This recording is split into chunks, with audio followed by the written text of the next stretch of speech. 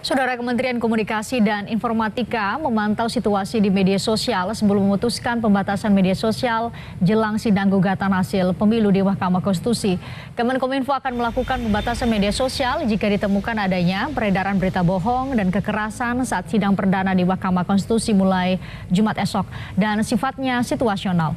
Pelaksana tugas Kepala Biro Humas Kemenkominfo Ferdinando Setu menyatakan jika nantinya ada pembatasan media sosial maka dilakukan pada waktu tertentu tergantung situasi dan pantauan yang dilakukan Kemenkominfo. Eskalasinya terus meningkat, terutama hasutan yang memprovokasi orang untuk melakukan tindakan kekerasan dan juga didukung misalnya peristiwa di sekitaran MK, orang beraksi unjuk rasa dan yang melakukan kekerasan satu sama lain, barulah kementerian, pemerintah mengambil tindakan untuk membatasi akses fitur sejumlah media sosial, WhatsApp, Twitter, Facebook, Instagram, khusus untuk video dan gambar. Jika itu tidak terjadi peningkatan eskalasi seperti saya sampaikan tadi, tidak akan dilakukan pembatasan akses.